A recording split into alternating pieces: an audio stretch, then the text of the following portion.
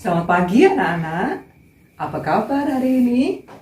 Sehat semua ya? Luar biasa. Kalian sudah hadir pada pembelajaran hari ini. Adakah di antara teman kalian yang tidak hadir pada hari ini? Baik, sebelum kita mulai pembelajaran, kita akan berdoa terlebih dahulu menurut agama dan kepercayaan masing-masing. Ketua kelas, silakan memimpin doa. Nah, anak-anak, agar kita lebih semangat lagi belajar, mari kita menyanyikan sebuah lagu berjudul Maju Tak Gentar. Pada pertemuan sebelumnya, kita sudah belajar tentang keragaman di negeriku. Pagi hari ini, kita akan belajar tema 8, subtema 1 tentang lingkungan tempat tinggalku. Melalui ceramah dan tanya jawab, anak-anak diharapkan akan dapat menjelaskan teks fiksi beserta unsur-unsur pembentuknya. Melalui eksperimen, diharapkan anak-anak akan dapat menjelaskan pengaruh gaya terhadap gerak benda.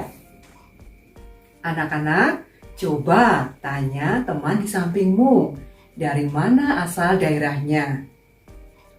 Made, dari Bali ya? Baik, terima kasih.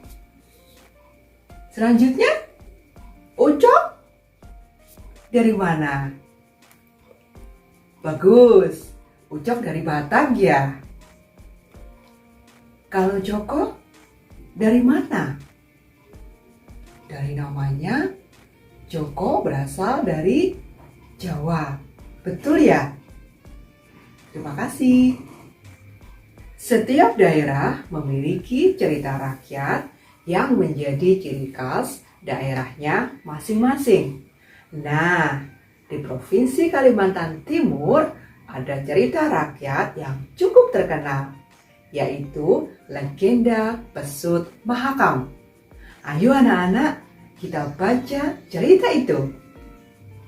Cerita yang sudah kita baca tadi merupakan cerita khayalan, yaitu cerita yang tidak berdasarkan kenyataan. Itulah yang disebut teks fiksi.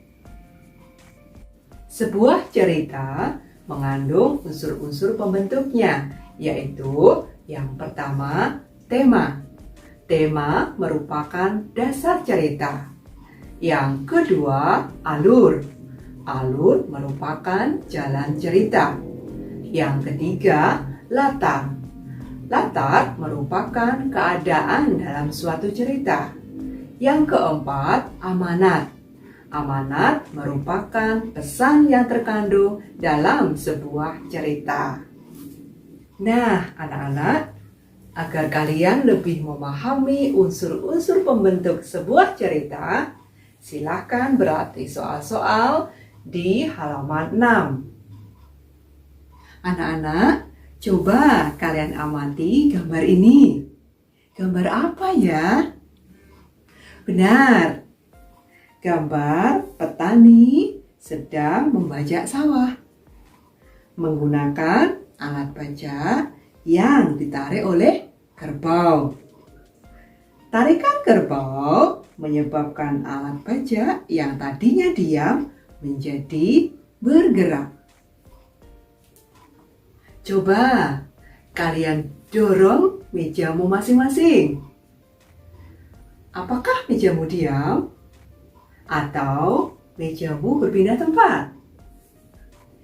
Ya, ternyata mejamu dapat berpindah tempat ya. Kegiatan petani membajak sawah dan kegiatan kalian mendorong meja menyebabkan benda bergerak. Itulah yang disebut dengan gaya. Gaya dapat berupa tarikan dan dapat berupa dorongan. Sebagai tugas di rumah, silakan anak-anak mengerjakan soal pada halaman 7.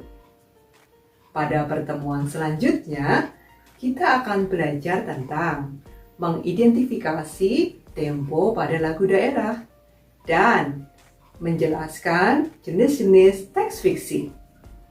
Demikianlah pembelajaran kita pada hari ini. Semoga materi yang telah Ibu sampaikan dapat anak-anak pahami dengan baik. Terima kasih. Selamat pagi anak-anak.